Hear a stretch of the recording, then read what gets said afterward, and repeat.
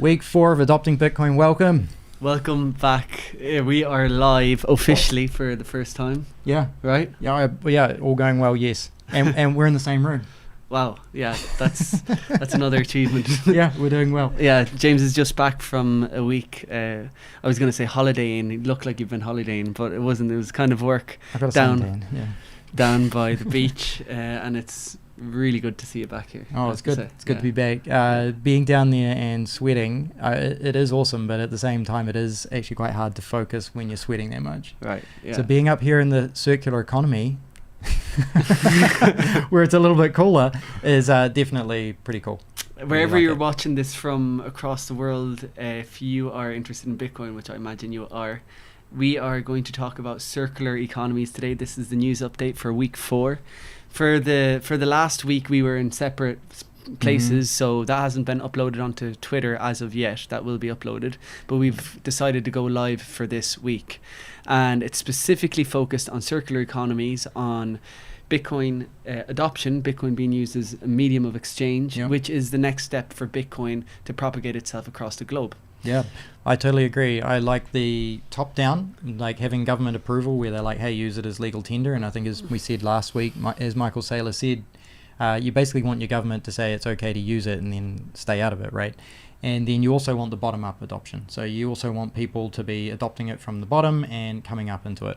Yeah, I mean, having the top down can really spur things across. You can either have a government who's for it or a government who's completely inept. Yeah. Right, that's also the option. If the government can't do anything, doesn't intervene, then the individuals themselves can decide to make a Bitcoin circular economy work. Yeah. Cool beans. Cool beans. Is it that short and fast? Buy your tickets if you haven't, because you will be paying the price literally right now.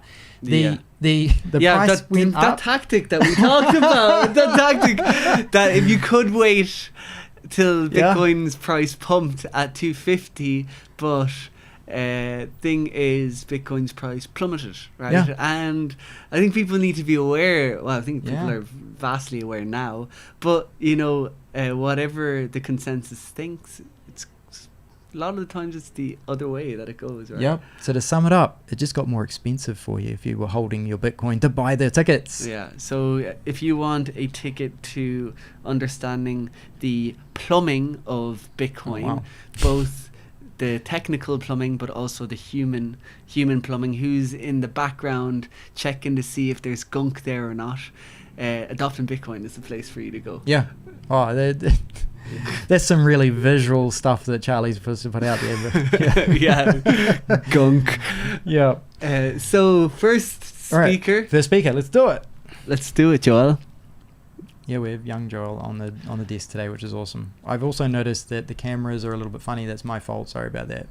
That's all good. It's all good. Yeah, Dusan Matuska. Dusan is a legend in the Bitcoin space. Yes. He's been extremely active, a Slovakian national.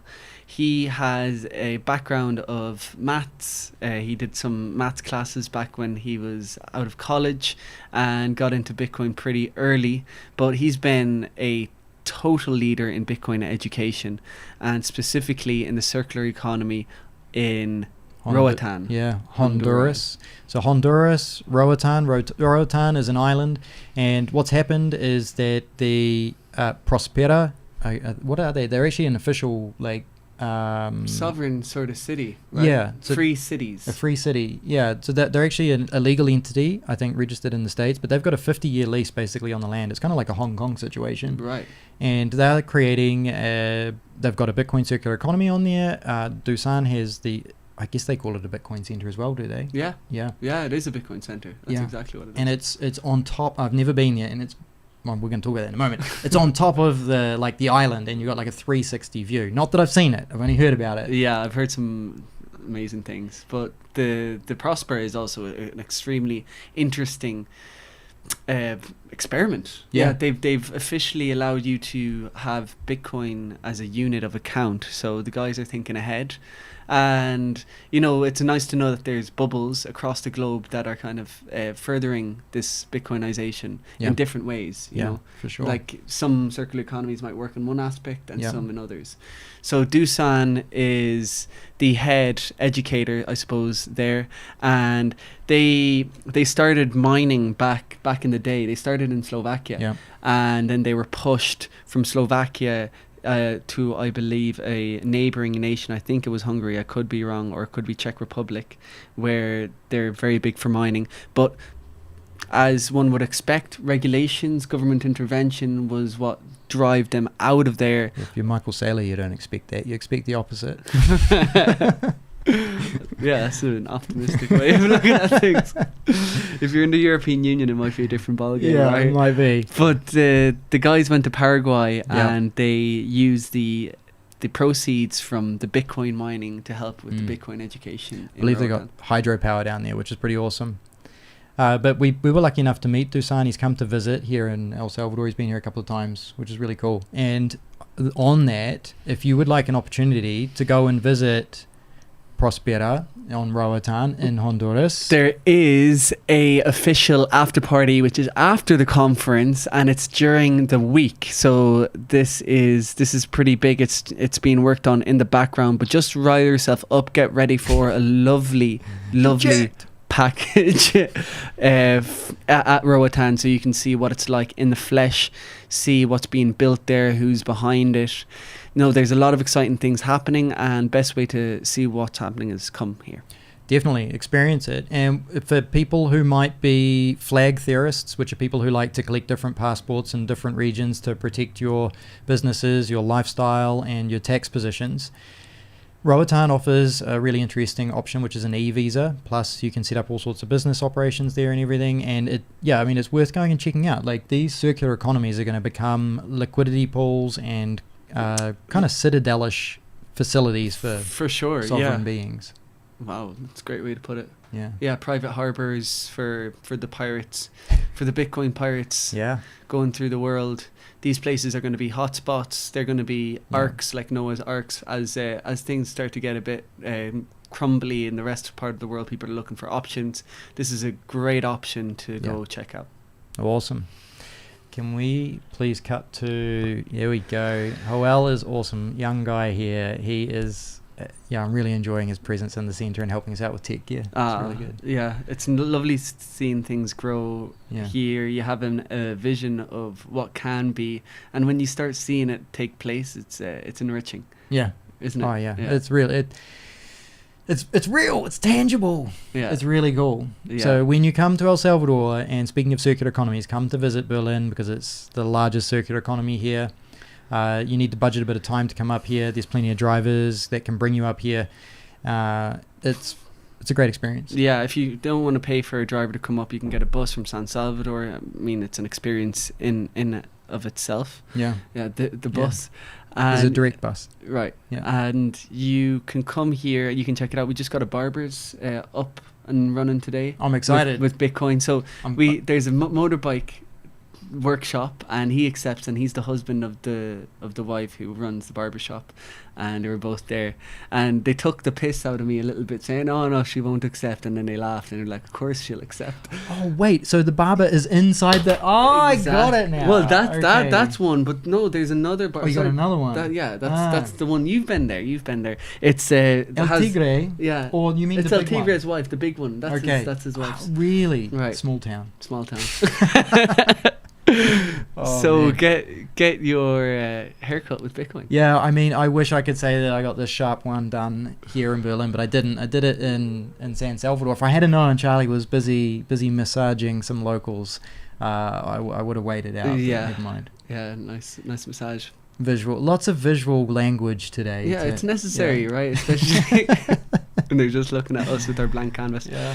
So, second circular economy. Speaker 2, please. Is Herman Bervivier. Herman is another leader, a strong leader On another continent. on another continent in a nation that instead of having a top-down regulatorily like they're favorable to Bitcoin. No, they're not Yeah. exactly favorable, but they just don't intervene too much in what you're doing. So there's something special about that, something special about a project working, succeeding in a place that isn't where it's not legal tender. There's obviously going to be a little bit more friction. It's a bit more Wild Westy, right? Oh man, I've never been to Africa, but yeah, I imagine that it's definitely Wild Westy. But these guys, Yeah. these guys, I don't know, just my ignorant perspective, but I'm really impressed with what Ikasi are doing. They've got some great support behind them, and they seem to be growing really quickly.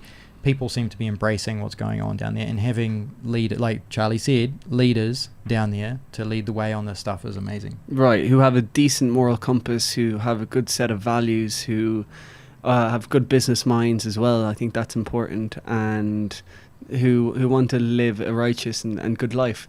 Herman got into Bitcoin back after the bailouts of Cyprus in Europe. Oh, wow. He got interested back then, and they had set up this surf school in South Africa.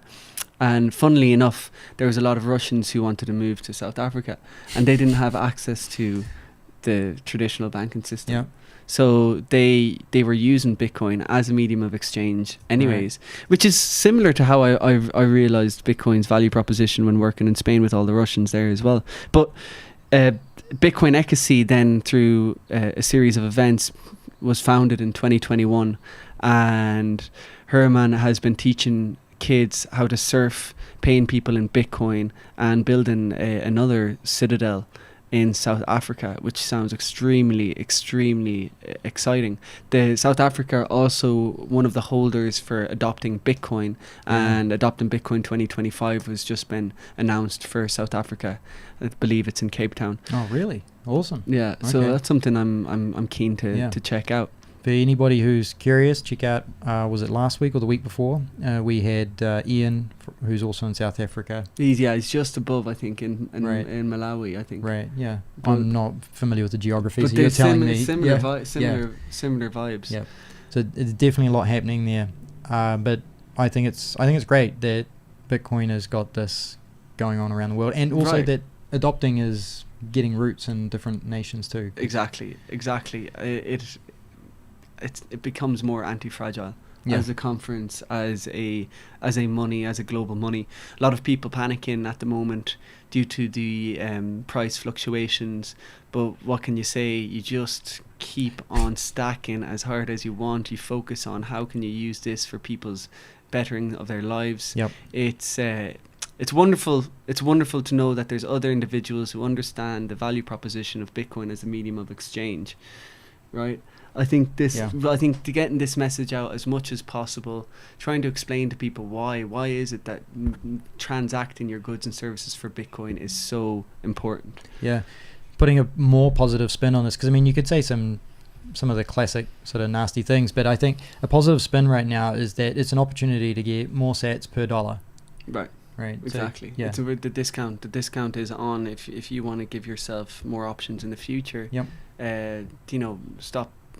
Stop laying around and pull your finger out and start stacking some BTC, right? Yeah. Get off zero. Get off Zero. come Learn on. something. Spend a little bit of money on a course in life to learn how to stack some sound money, hard money. I mean, you can buy gold and silver in a time like this, maybe. I mean, a lot of people, I think, start panicking because I'm going off a little bit topic, but No, go ahead. because their portfolio value is going down. But in thinking about it, the last few cycles, people have noticed that Bitcoin has recovered much stronger than the other assets. right. So even though the portfolio value might be going down, I mean, it's all sort of going down together, it might be a good time to buy some Bitcoin and see how it performs going up. I mean, Yeah, and remember when you say it's going down in US dollars. yeah, And what are what's the job of the Federal Reserve? It's to maintain a solid pool of liquidity yeah, pumping throughout the world, since it's the global reserve currency. So don't you worry. Yeah. Do not worry. Those dollars will be coming in fresh and hot soon enough, bringing that price right up again. Yeah. It is mathematically impossible for Bitcoin to keep going down. So Well, be patient. Part of the beauty of it is people still have the same number of sats, right? Yeah. But when you come to adopting BTC, you are going to help us this year to be the top conference for spending sats. Exactly. Yeah. We touched on it last week on the news update of transactions per attendee. We want to smash the records this year at Adopting Bitcoin, making sure that the volume of Bitcoin pumping through and the number of transactions beats any other conference that has existed before. Yeah, definitely. Figure out a way to get yourself a Lightning wallet. If you need help, you can reach out to us. You can reach out to other people in the community. There's a lot of different options. And then once you've done that, work out a way to get some Bitcoin on it. I mean, you can do peer-to-peer trades locally if you want, and there's also commercial ways to buy it. But down in Adopting, we can set you up there as well. And the awesome thing is there's going to be point of sales. There's going to be NFC cards. There's people come around with NFC rings. Nostr stuff is going to be there. You're going to learn about the freedom technology that money and information is currently being sent on. Yeah, exactly, James. And you're going to be armed with experience rather than just technical knowledge of Bitcoin being used as money. I like that. Experience. Can't beat that. No, you can't. No. All right. Thank so, you. Buy tickets. Well, $300 now. The tickets keep going up. But, make your plans. Don't sit on it. Act fast. El Salvador is the shining hill. There is peace here in El Salvador. There's stability. Oh, yeah. There's some intelligent and good workers at the helm running this ship. Come over, check it out. Adopting Bitcoin is a great time to come over. We actually had that discussion this week, which was about we've actually become so accustomed to the safety in El Salvador. Like, we actually take it for granted. Right. It's really crazy. Completely. And when you contrast with other places that we see, it's bizarre. It really is. To think that you have to be looking over your shoulder at any point in time. Yeah. So check out the website, because there's also partners where you can book your accommodation up front and get that under control as well. Book your tickets, book your flights, book your accommodation, and make sure you book plenty of time to come and experience El Salvador, experience Bitcoin. It's all about adopting. It's going to be great. Oh, it's going to be great. November 15th and 16th. Get yourself over here. Next week, it's going to be week 5, where we're going to be announcing more speakers and any new updates. There are so many things happening during that week. It would be a shame to miss it. Yeah. So don't. Just do it. Just do it. All right, guys. Next week. All right. Thank you very much. Have a good one. Salud.